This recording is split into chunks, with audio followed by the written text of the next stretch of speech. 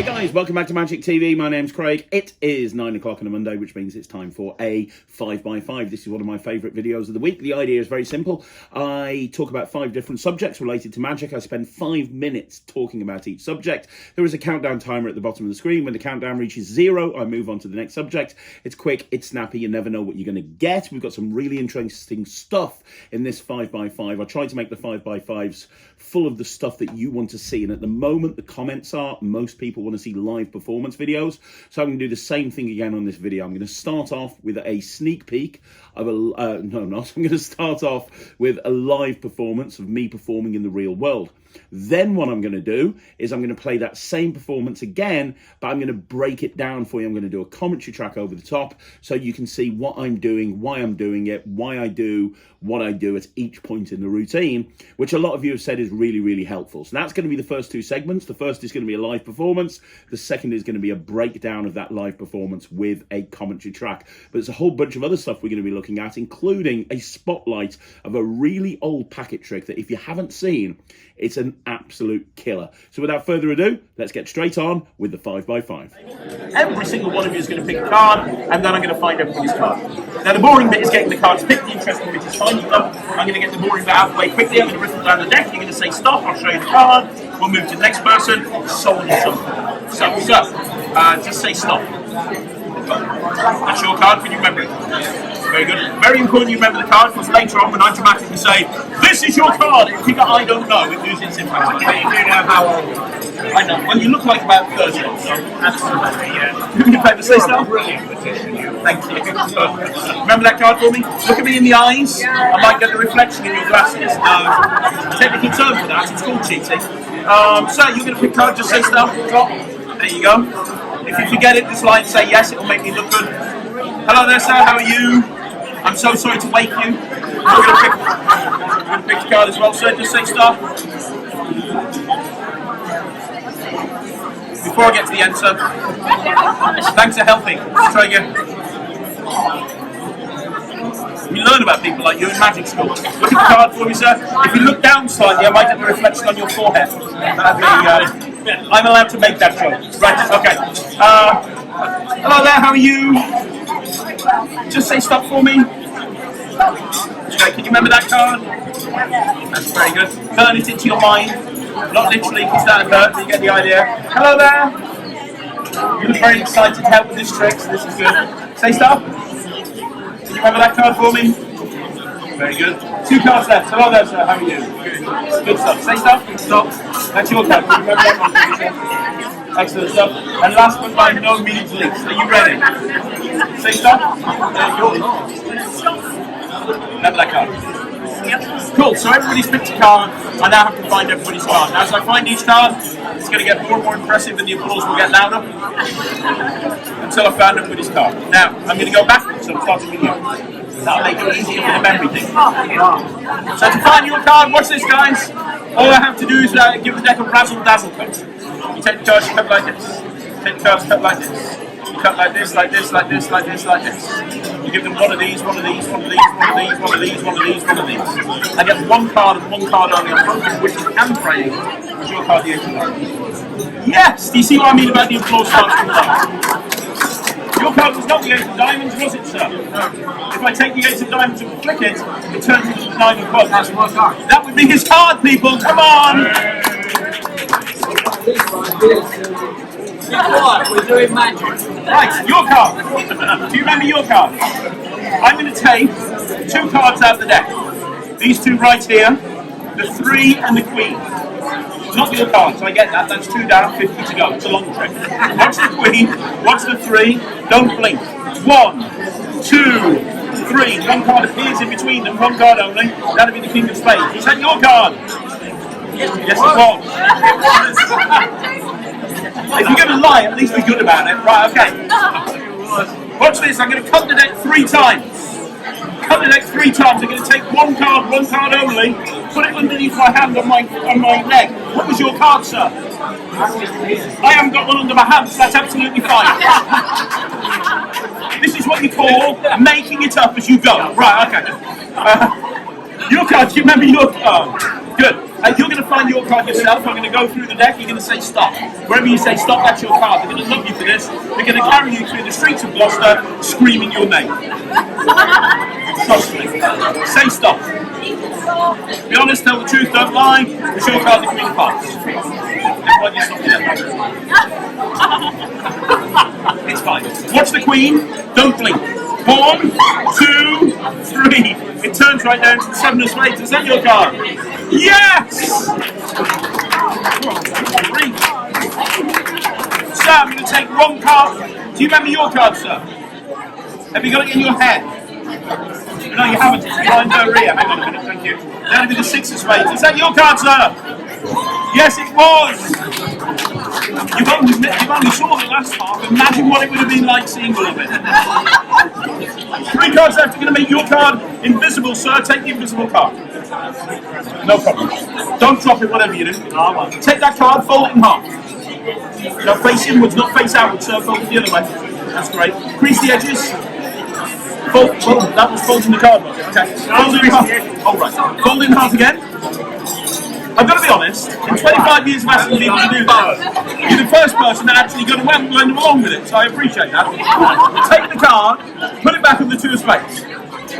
Watch that folded up invisible card. I'm going to put it right there on the 2. All I have to do is take a hair. Watch this, you wrap the hair around the back and pull up. Very good. Oh yeah. Now he's good. 1 card. Hang on, it might not be the card. It's premature clapping, that is. Take the card. Yeah. If it's your card, they're going to go crazy. Oh, it's very good. It is my card. Yes, it is! You can keep that as a souvenir, sir. Put it up on the bedroom wall next to the One Direction posters. Right. Oh, right, okay. Thank you very much. 2 cards left. I thought you were more Little Mix. 2 cards left. Watch this. I snap my fingers, nothing in my hand. 1 card only in my pocket. The 1 card in my pocket is the Ace of Diamonds. Yes! Last card, big finish. Do you want to find your card in 1, 2 or 3 seconds, sir? 2 seconds. Watch the deck. 1, 2. Did you see it go? That's when every single card in the pack goes, leaving 1 card and 1 card only. That's the 10 of diamonds, that's your card, and that's everything.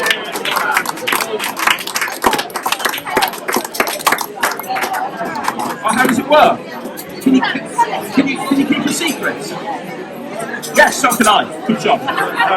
So a lot of people have asked me to do a video on the multiple card find, and I probably will do an actual sort of hows and whys about the multiple card find at some point, but I thought this 5x5 would be a good place to actually start talking about the multiple card find. Now, if you don't know what that is, you've just watched the performance, but basically the idea is you have X amount of people, and you get each and every one of them to pick a card, and then you find each person's card one by one. So basically, it's a series of card revelations. Now, it works really well in a lot of different environments. I've even performed a routine like this on stage, but I find that it works best in a banquet-style situation like this. So I've got tables, as you can see, and there's tables of probably about 8 to 10 people. I think there's 8 people on this table. And what's really nice about it, and I've talked about this on the channel before, with a banquet style sort of gig, so when you're working tables like this, the challenge is to get everybody on the table involved as opposed to just 1 or 2 people. And I see performers that will perform to 1 or 2 people and nobody else will pay attention. That's not really very good from the client's point of view. They want to see everyone getting involved. This routine gets every single person on the table involved because they're all watching magic. They don't really have a choice. They've all got a card to pick.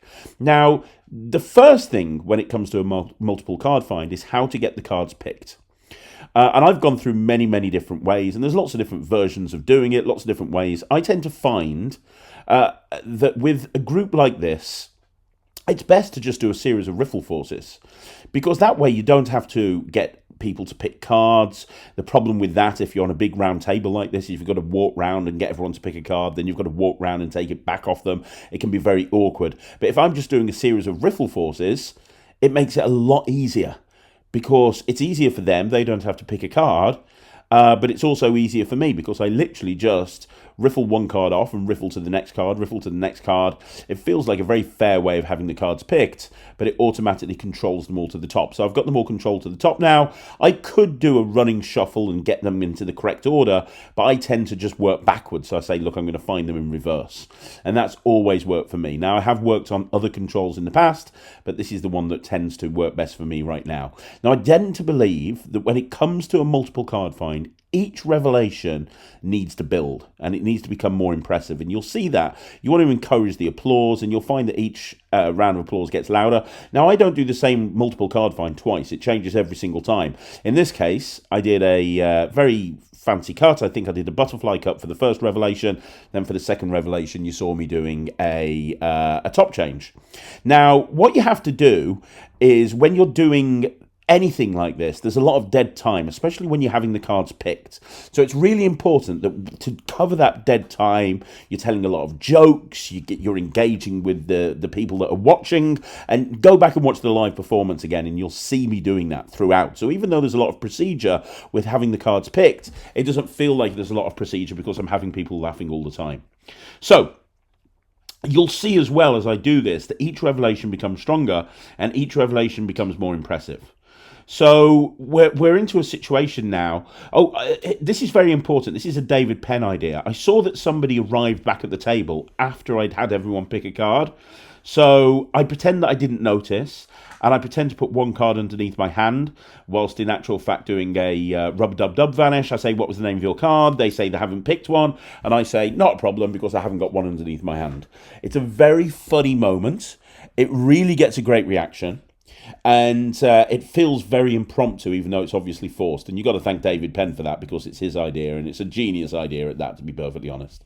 So I love doing colour changes when I'm doing a multiple card find. Also, which is why you're about to see a twirl change. But also notice, it's not the most important thing about a multiple card find is not just doing revelation, revelation, revelation. It's about making it engaging to the audience. It's about making it interesting to the audience. That's very, very important. And something simple like pulling a card out from behind somebody's ear, pulling a palmed card out from behind somebody's ear, even though it's incredibly simple, it really does hit home, and it hits home hard as long as you're making them care about this. Now, this is a Sean McCree idea.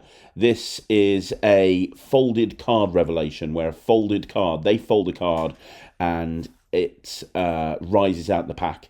And it's great as an impromptu invisible deck style routine. I find this is perfect to the third person from the end when I do a multiple card find. And the reason is everyone's attention's on them, because I've had them doing all of this, folding stuff. So now I do Sean McCree's revelation, where their invisible card that they folded up is about to rise out the pack. So that moment right there, people absolutely love. You can see the reactions to that. But now this allows me to give this card to the person who folded it, and I ask them to unfold it. Everybody's looking there, and watch, that allows me to cop the entire deck and put it in my pocket. Nobody's watching that, because everybody's looking at him unfold the card. Now, because the deck's gone into my pocket, I can now be very, very clean about this, and I can have a lot of time misdirection between the deck vanish and the ditch by having your card appear in my pocket. So I obviously show my hand empty, and I pull their card out of my pocket, which is, a nice moment. But then you're in a situation where you've got this wonderful deck vanish that you set up like a minute or so beforehand, and nobody sees that coming. And I think that's the important thing with a multiple card find. You have to have that moment at the end, which is obviously a finale. And for me, the way to make sure that it's obviously a finale is to have every single card in the deck disappear other than the final person selection.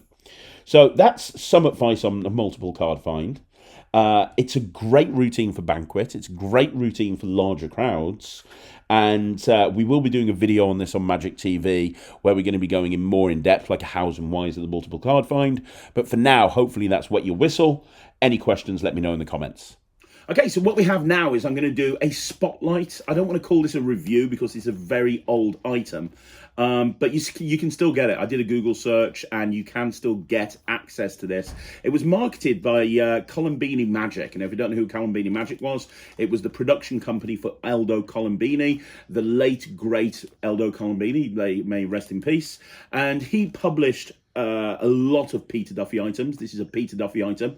If you haven't seen Peter Duffy or Aldo Columbini, you really should go check them out. Both of them are absolutely amazing. And this is a very old packet trick. It's called Bleeched. It's so old it doesn't come with a DVD or a download. It comes with written instructions. But like I say, you can still get these from various different places, and it is an absolute killer. So I'm going to perform it for you so you can see it. It's a very simple packet trick, but it's very, very good. I'm going to perform it right now, and it's a little story actually. About when I got fleeced by a gambler, because even though I'm a magician and I know my way around a pack of cards, I actually got fleeced by a gambler once. And I've got 4 cards here. And they've all got blue backs. That's the important thing. They've all got blue backs. But the faces, it's probably just as important to tell you what the faces are, because the first card you'll see right here is a blank card. That is a blank card. And then the other 3 cards, I've got 3 kings. So the odd one out is the blank card. And when I met this guy, he said the idea is very, very simple. You have to follow the blank card, and if you follow it and you get it right, you win. I said, that's simple. He didn't know I was a sleight of hand expert, and I thought, well, I'm gonna easily win this. And he said, I'm gonna make it really easy for you. I'm gonna put one of those kings down there. So now there's only 3 cards to follow. I was like, man, this is ridiculously simple. He said, now remember, it's right there in between the 2 kings. And I said, yes, I can see that. And then he turned the packet down and he did 3 moves. He took the top card, put it to the bottom. Then he put the top card to the bottom. Then he put the top card to the bottom, and he said, where is the king? And I said, that is very, very simple. The king is in the middle. And he turned around to me and he turned the packet over and he said, no, there is, sorry, where's the blank card? And I said, it's in the middle. And he said, no, there is no blank card. I have the 3 kings here. The blank card is on the table. That really confused me. I did not see that coming. So I lost money, but he said, I'll give you another chance. And this is the problem I had. This is the mistake that I made. I should have just cut my losses, realized that the guy was better than me and walked off. But I thought, no, I can beat him. So he said, look, I'm going to make it even easier to follow. He turned the kings over and he got me to put that blank card on top of the packet, which I did. He said, all I'm going to do is count them into my other hand. And he just counted the cards. 1, 2, 3, 4. He said, where's the blank card? And I said, well, it was on the top. He counted it into the other hand. It's on the bottom. And he said, no, that's a king that's on the bottom. The blank card's on the top. I was like, man, I'm losing more money here. This is ridiculous. So I said, please give me another chance. And he said, okay, I'll give you another chance. And he got me to put the blank card onto the bottom of the pack. And before he did anything, I got him to turn the packet over. And it was definitely there. He said, look, I'm just going to count the cards into my hand. 1, 2, 3, 4. Where's the blank card? I said, it should be on the top, but it's on the bottom because you cheated me. And he said, you're right, it's not on top. I said, ha, I've got you. And he said, it's not on the bottom. I'm like, what? He said, yeah, we don't actually have any blank cards. All we have are 4 kings. I'm like, where's the blank card gone? Where's the extra king gone from? This is ridiculous. And then he said to me, well, you got to understand that these are magic cards. I'm like, what do you mean the magic cards? He said, hold your hand out. So I held my hand out and he said, look, I'm gonna put one of the kings right there in my hand. And he did. And if you were here, I'd put it into your hand. And then he did the same thing. He said, look, I'm going to put another card right there into your hand. He said, so you've got 2 kings and I've got 2 kings. And then he just took his 2 kings. He waved them over my hand. He snapped his fingers and he said, that's why they're magic cards. When what you're talking about. And he turned over his cards and he now had 2 blank cards. And he told me to turn over my cards. And when I turned over my cards were blank as well. We were left with 4 cards. There were no kings. And to this day, I have no idea how he did it. That's my story and I'm sticking with it.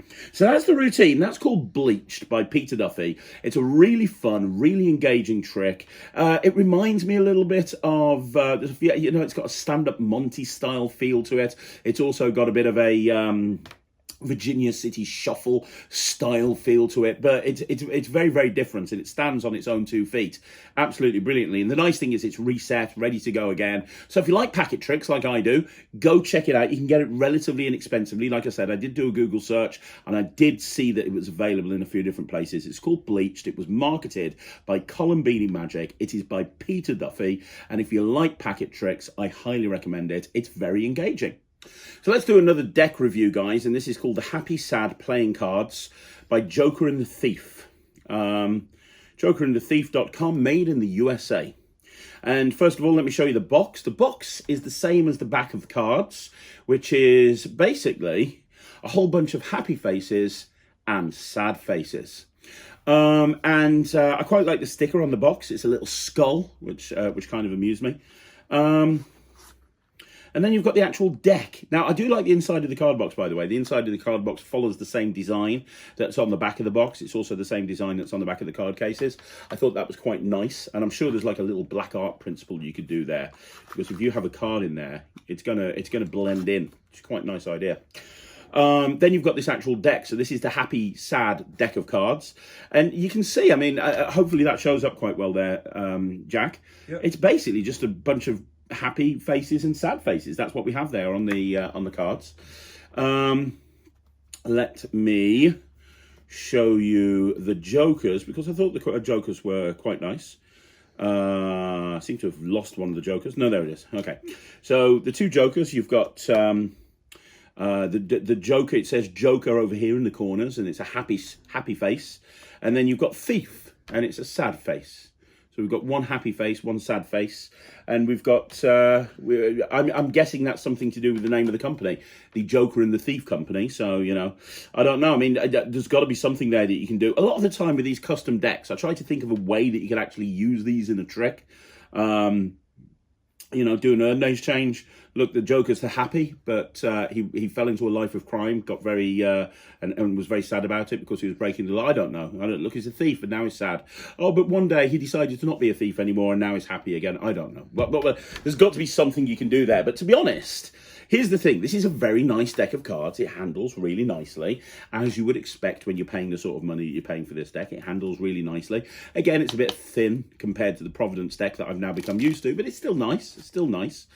The cards are, you know, to be honest, they're not out the ordinary. They're just, you know, sometimes with these custom decks, I see cards and they look like the Game Over deck that I reviewed, where all of the pips were pixelated and stuff like this. This is just, you'd think this is a normal deck of cards, to be perfectly honest. It's not like there's anything special about the faces of the cards other than the jokers.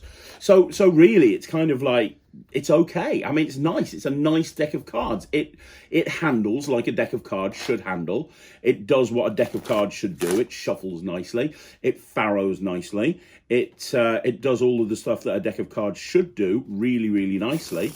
The problem with it is it's a bit sort of, at least for me, it's just a little bit underwhelming. Now, I don't want you guys to think that I'm not recommending these, but I have to kind of come at this from my own experience with playing cards, and either the cards have to be an insanely good quality and stand out so that when laymen see them at a gig, they go, wow, they're nice cards. Providence deck does that. I mean, I bring out a Providence deck at a gig, and people look at it and they're like, oh my gosh, they're the nicest cards I've ever seen.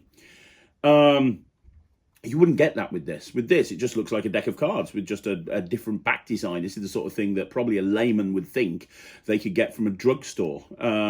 So from my point of view, and it doesn't really add anything to it. It's not like the jokers are really fancy or the faces of the cards allow me to do anything. So it depends on what you're looking for out of a deck review. If you're wanting me to review a deck of cards and talk about it from a cardistry point of view, well, I'm not a cardist. I'm not into cardistry. I can do what I can do. You're never going to see me do a 15-phase Sybil cut while standing on one hand doing that's just never going to happen. However, I can look at this from a gigging magician's point of view, and from a gigging magician's point of view, it's a nice deck of cards. I'd be more than happy to use it.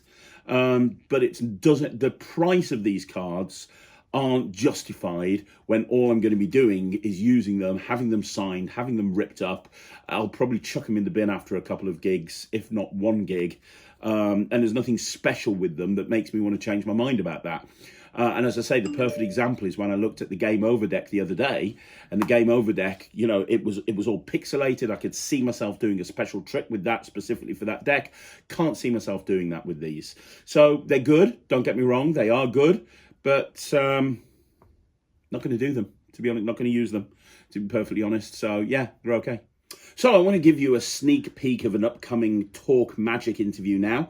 And I want to give you a sneak peek of an upcoming Talk Magic interview with Preston Nyman. Now, Preston Nyman is known for many, many things. Obviously, one of which is he is the son of Andy Nyman, who I'm sure a lot of you have heard. But he has done an awful lot in his own right. He is an actor. He has co-produced the London Magic Convention, which has become very popular and sold out after like seconds or something like that. He's publishing his own magic magazine now. He's a very interesting guy, and I really wanted to do an interview with him. I'm very lucky that he said yes. And so we sat down and we chatted all about him and his life, and it's really fascinating. I'm going to give you a sneak peek of this now, but the Preston Nyman interview is coming soon to Magic TV. About the London Magic Convention, which sold out in like 0.3 seconds, sold out very which is incredible. It shows the confidence that people have in it. I'd like to talk about what made you and Andy decide to do this, but also a little bit about what the event's going to be about, and are you planning to do other ones? I mean, from my point of view, Ron's Day was one of my favorite things. I used to love going to the international convention and the competitions and everything, and it were just incredible. It was my favorite convention. And you've got the session at the beginning of the year, but that's a different vibe. The sessions are complete. Yeah. But it's like what I was saying about the magazines, which is, I love the session. I'm there every year, and there's no but to that. There's no but. We thought, the session is brilliant, and for what it is, unbeatable. Why would you can't play it at its own game because it's great. But having said there's no but, there is a but. That to me is what the neat review is in magazines, which is that's that audience, or that is that vibe around it, and they do the most phenomenal job, and I love it and I look forward to it. Blackpool is this, and it caters to that audience, and it's brilliant. Dealers Day is not a convention as such, but Dealers Day, so you've got these things that cater, and Ron's Day hole has not been filled. No. And some of our we're best friends, truly. And some of our, as father and son, but also just as best friends, memories are going to Ron's Day.